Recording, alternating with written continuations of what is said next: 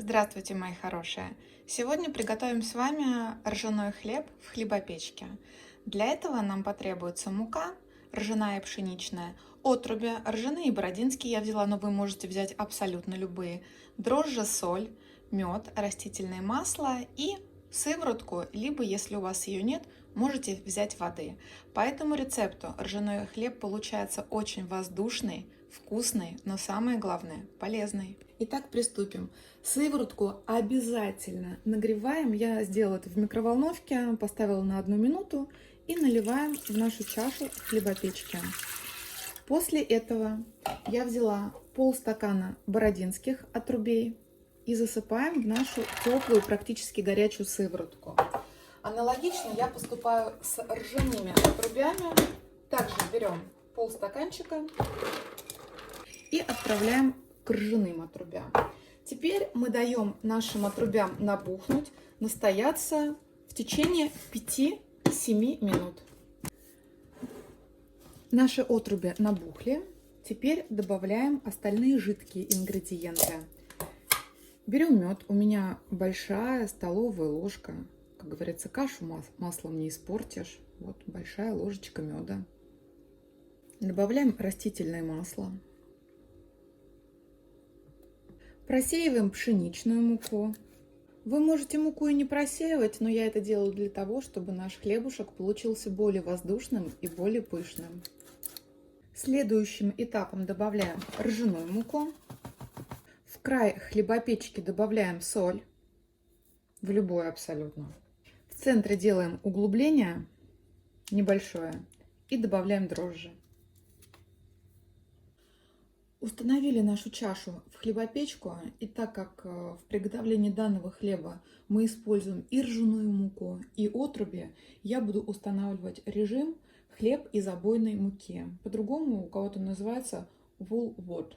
Ну, может быть, у вас есть режим хлеб из цельнозерновой муки. Без разницы. Ставим именно его. Закрываем и включаем.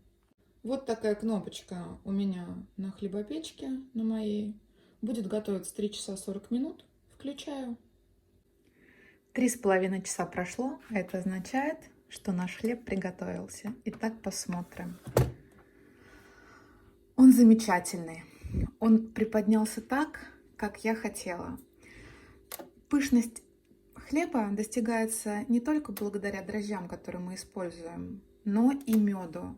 Я испытываю этот рецепт уже не первый раз и понимаю, что только из-за того, что мы добавляем мед в наше тесто, он становится очень пышный. А корочка прекрасная. Теперь ему нужно отдохнуть. Оставим его с открытой крышкой или же, как это делаю я, переложим на решетку и дадим ему отдохнуть под полотенчиком. Наш хлебушек остыл. Специальным приспособлением вынимаем мешалку. Жалко, конечно, повредит она корочку, но куда деваться. Надо было сразу, наверное, при приготовлении вынуть. Как-то так. Но в любом случае цвет теста замечательный, я тоже вижу. Ох. Вынули. Теперь режем.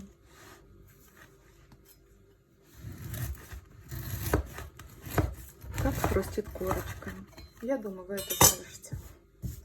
И хрустит, и крошится. Вот такой у нас получается хлебушек внутри.